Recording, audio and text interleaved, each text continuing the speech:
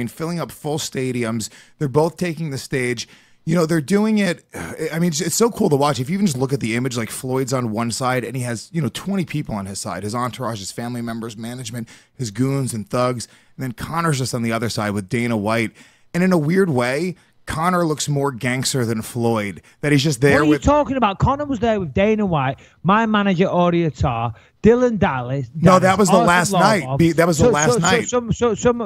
No, they were there every step of the way, you fool. No, I'm going to send you a fucking link right now. Jesus Christ. I'm going to send you a link right now because I just watched this minutes ago when he went up to Conor's side and said, on the count of three, say, fuck the Mayweathers.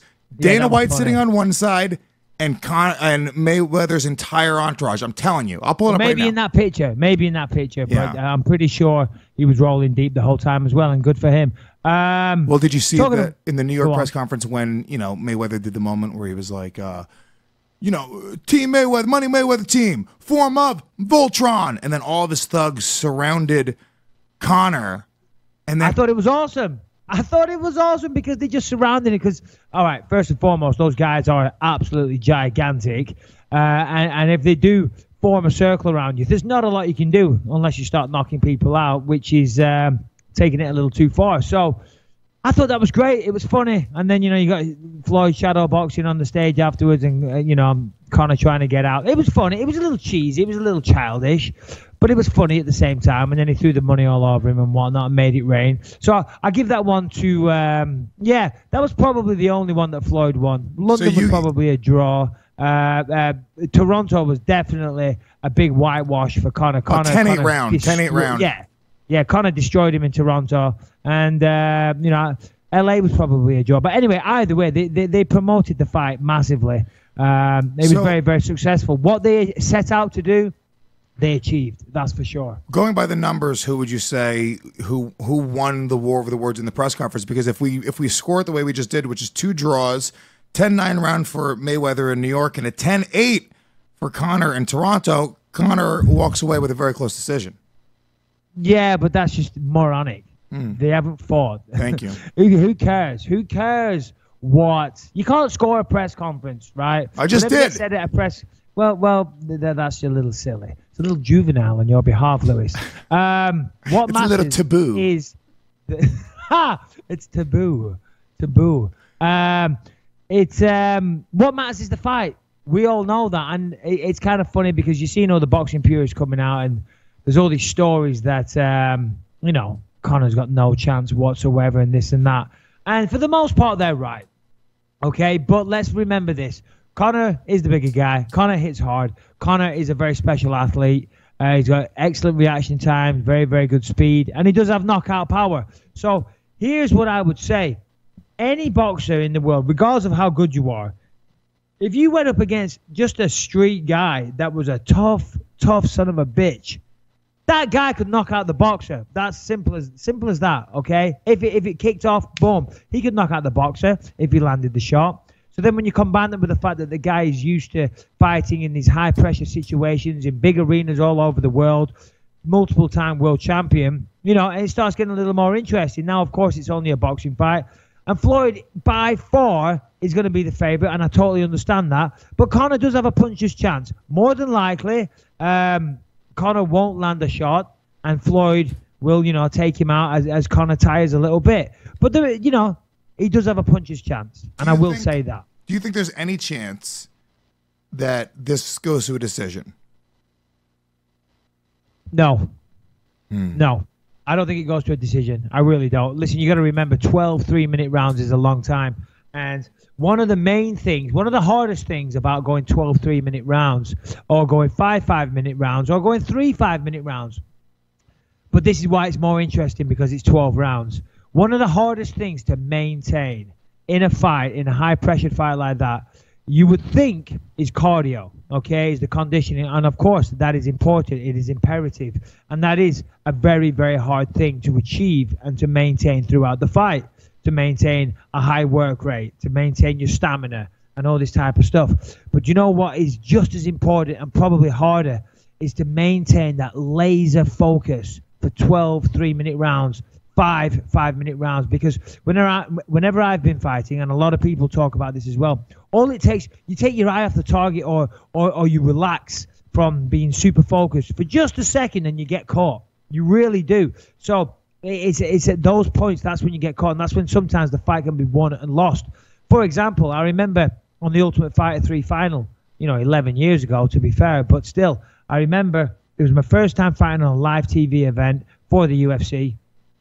And I was pushed up against the octagon, and I was against the fence, and there was a cameraman leaning over the top of the fence with a camera in his hand. And I look up and I think to myself, so that's how they get these shots. And the next minute, bang, and I nearly get knocked out. And it was just a split-second thing. I look up, I see the camera, I'm like, yeah, but I'm not thinking about the fight. And the guy capitalized, or he threw the punch or whatever. And my point is, sometimes you're dancing around and this and that, and you're feeling good, and you're throwing punches and this and that, and thoughts come into your mind.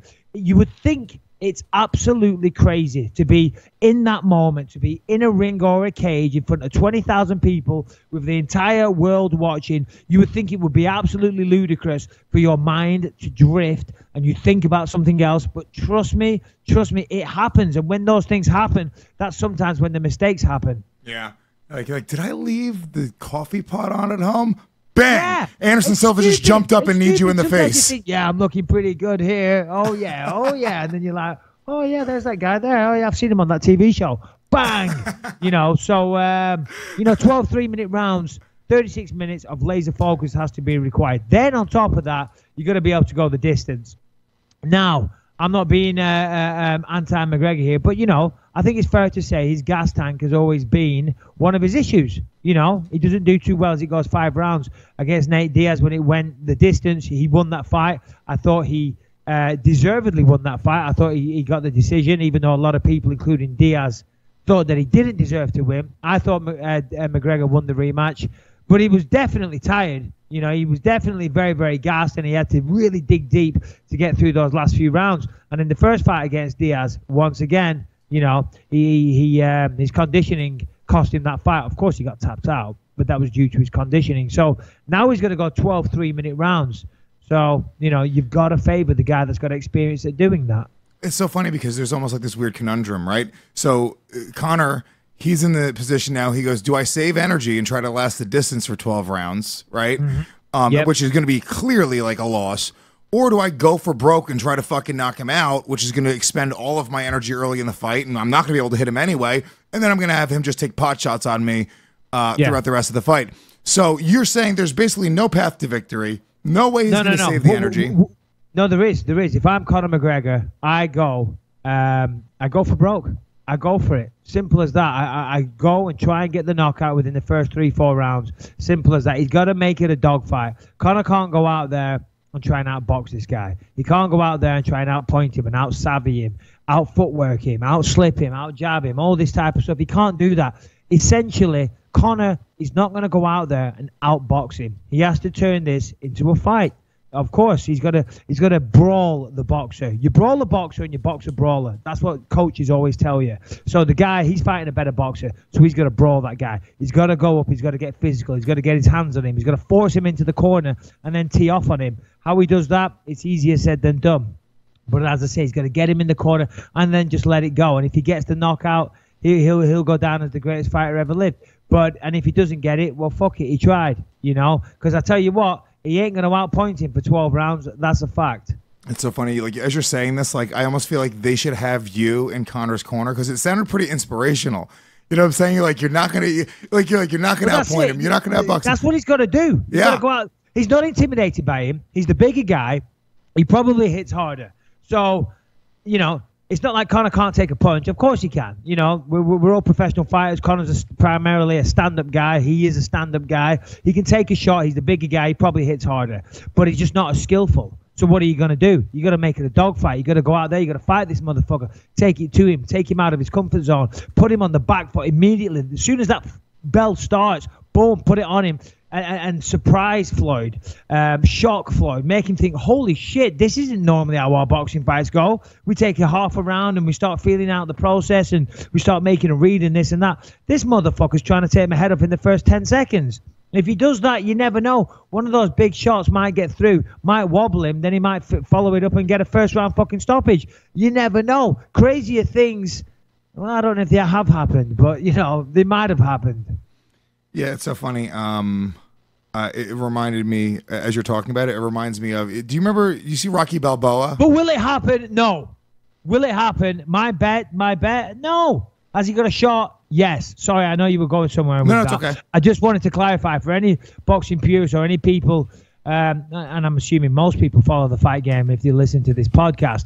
Yeah, odds on Conor's going to lose. But you know what? Ultimately, Conor's going to win. He's going to make so much money from this that he doesn't give a fuck. Of course, he's a proud man.